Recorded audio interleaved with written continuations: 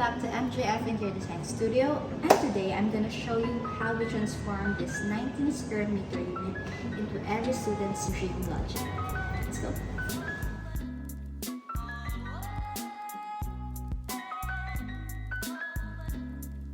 When you enter this unit, the first thing you will see is this customized shoe cabinet where it can fit up to 12 shoes. So it also has a spacious top where they can put some of their items like keys, coins, wallet, and whatnots. This is customized, made with marine plywood, and it's fully laminated, so it's very durable and it can last for a very long time. We also added this art piece for added decor.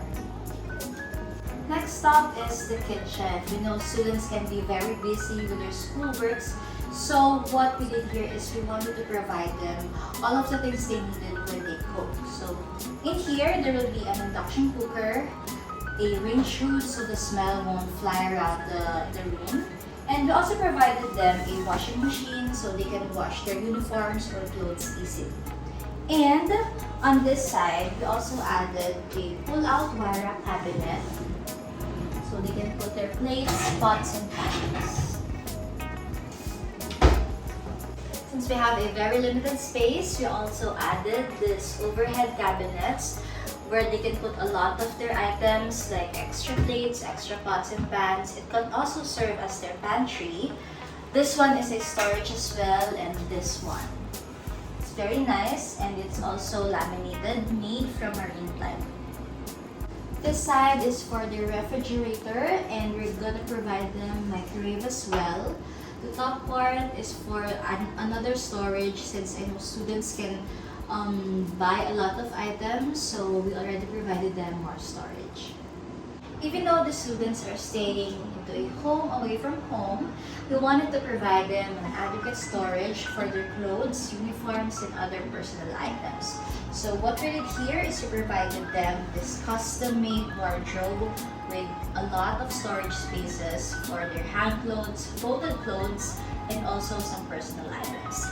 Let's go. Okay, so I'm gonna show you how we made this wardrobe. So it has a sliding door para mas spacious siya, hindi na yung awning. Itong area nito is for their folded clothes, pants, shorts, and t-shirts. Here naman, we added some folders. They have spaces for undergarments and other items they want to put here. And on this side is an area for their hand clothes naman, like their uniform, dresses, and so it has a rack here, and on this side is a very private storage with lock, so they can secure some of their items like money, laptop. Over here is our study area. If I'm going to be the student who's gonna stay here, I think this is my favorite spot as well.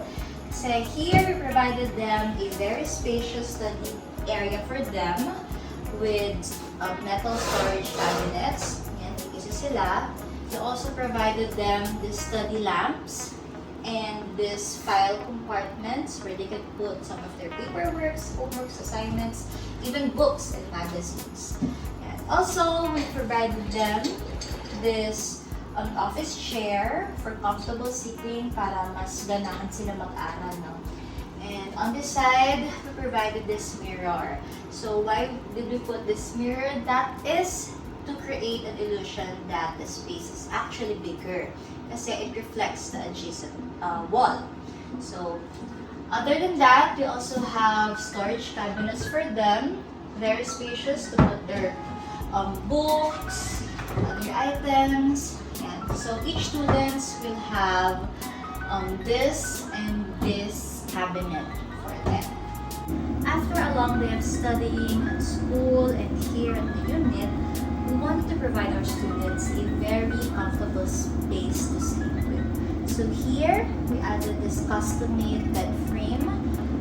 This is a single bed, and we also added a wall lamp para they can read even though the other roomie is sleeping na. Kasi once the main lighting is closed, diba, parang ayaw naman natin mag-istorbo yung ating kasama. So we added this this wall lamp that you can switch on and off. And on the side, we also added a drawer. They can put some of their items here, like bed sheets, pillowcase, blankets. So may extra storage pa sila. So just like our other custom items, this is made with marine plywood and it's all fully laminated. On this side naman is our loft bed. So we wanted to provide a partition between the two roommates. Kasi syempre, kahit na magkasama sila sa room, there will be days na they wanted an alone time. Diba? So here is a loft bed with ladder. Dito naman, it also has a personal lampshade just like the other one. And mas mataas na lang siya. So later, I'm gonna show you on the other clip what it looks like.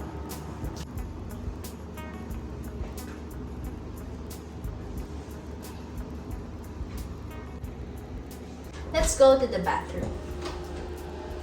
Okay, so their bathroom is relatively small, just like the unit, but that is not a problem for us. What we did here is, dito sa sink nila, we added a under-sink cabinet. Yan. So it's very spacious. They can put their cleaning materials here, their cleaning products. On this side is our toilet. We also added some wall shelves where they can put their vanity items, mga skincare, mga pandiko, and whatnots. This mirror is here as well para magamit nila.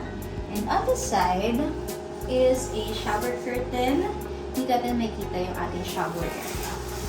Okay, so here, we provided them a water heater para mas madali. Hindi nila kailangan mag-init ng tubig. And a shower caddy. Nalagay yung mga shampoo nila, soap, and other items. Lufa. So that is our bathroom. So that wraps up our condo renovation tour for today. If you guys like this design as much as I do, don't forget to like, share, and subscribe to our YouTube channel as well as our social media accounts to get more design inspirations just like this. So this has been IDR Marine Fernales for MJF Interior Design Studio.